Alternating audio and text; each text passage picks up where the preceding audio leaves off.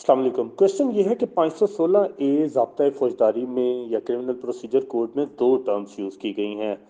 Number one, any property regarding which any offence appears to have been committed, और second term है any property which appears to have been used for the commission of any offence. इसको explain कर दिया जाए कि इन दो terms का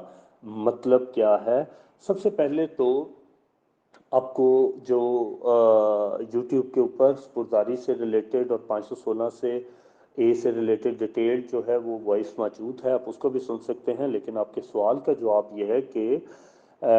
जब भी कोई अक्रेंस होती है तो उस अक्रेंस के अंदर जो कुछ भी होता है वो डिटर्मिनेशन के लिए या उसकी डिटर्मिनेशन के लिए इख्तियार सिर्फ अदालत के पास होता है। वो केस सच्चा है, वो केस झूठा है, कोई मुलजिम इन्वॉल्व है, मुलजिम इन्वॉल्व नहीं है, मुलजिम को कन्विक्ट किया जाता है, मुलजिम को एक्विट किया जाता है, वाक़या जो है वो सही बयान हुआ, पार्शल सच्चा था, पार्शल झूठा था, सारा झूठा था, कैंसल कर देना चाहिए, अनट्रेस्ड कर देना चाहिए। तो हर किस्म का जो उसका मुकद्दर है केस का या फाइनल डिटर्मिनेशन है, that is subject to the final determination by the court. Similarly उस अक्रेंस के अंदर जो जो कुछ भी यूज हुआ है उसकी फेट की जो डिटर्मिनेशन है वो भी सिर्फ कोर्ट ने ही करनी है। अब जो पहली टर्म है जिसके अंदर ये बात पूछी गई है कि any property regarding which any offence appears to have been committed. अब इसका क्या मतलब है? इसका मतलब ये है कि हम मिसाल से इसको समझते हैं कि एक शख्स है,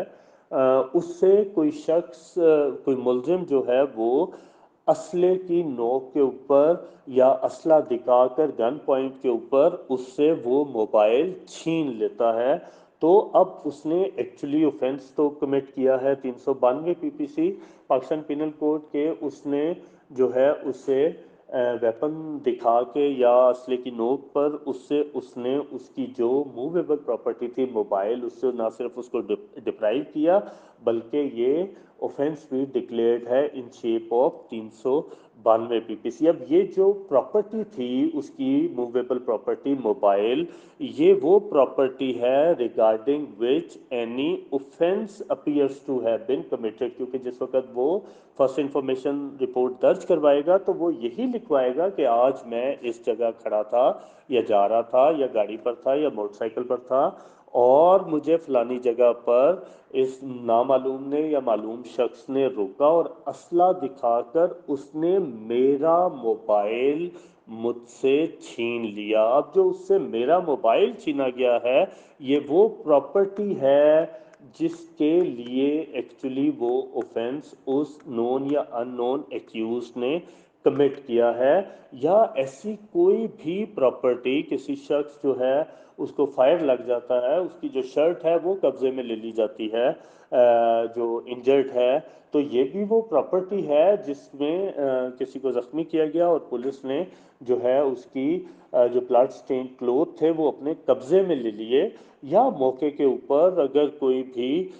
जो है किसी घर के अंदर जो है वो डकैती की गई है और उस घर के अंदर जो है चीज़ें बिखरी पड़ी हैं, उनकी जो तस्वीरें ले ली जाती हैं, या कोई अगर जो है रिमेनिंग्स वहाँ पे पड़ी हुई हैं जो for the purpose of collection of evidence ज़रूरी है, पुलिस उनको भी बाज़ दफ़ा तहवील में ले लेती है। या जैसे अगर एक शख्स है उसकी मोटरसाइकिल का एक्सीडेंट हो गया है और कार वाला उसको टक्कर मार के भाग गया, तो अब ये जो मोटरसाइकिल जिसके ऊपर एक्सीडेंट हुआ है ये भी मोटरसाइकिल कब्जे में ले ली जाती है, जिसके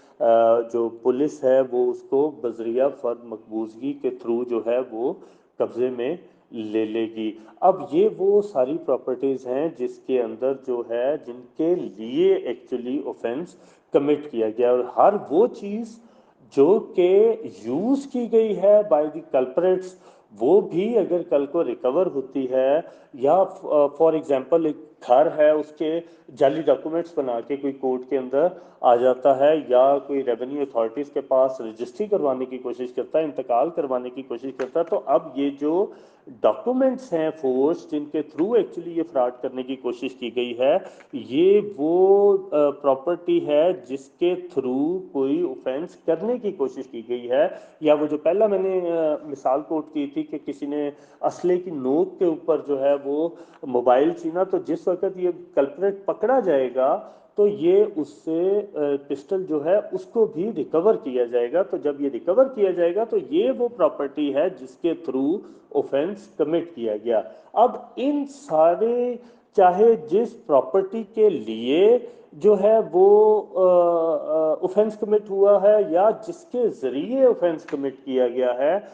इन सारी प्रॉपर्टीज़ को जो है वो उनकी जो डिस्पोजल है वो ना तो कोई प्राइवेट बंदा अपने तौर पे कर सकता है, ना ही पुलिस अपने तौर पे कर सकती है। These all properties are subject to the decision of the court, के कोर्ट उसको किसी को परमानेंटली दे दे, कोर्ट किसी को टेम्परेरी कस्टडी दे दे 516 ए के तहत, या कोर्ट उसको पुलिस तहवील में रखने की ही हदायत दे, या सब्सिक्वेंटली जैसे फॉर एग्जांपल नारकोटिक्स है, किसी से नारकोटिक्स बरामद हो जाती है। अब ये जो हम मिसाल ले लेते हैं कि एक शख्स है उससे जो है 1000 ग्राम जो है चर्स बरामद हुई है। अब ये जो चर्स है ये इस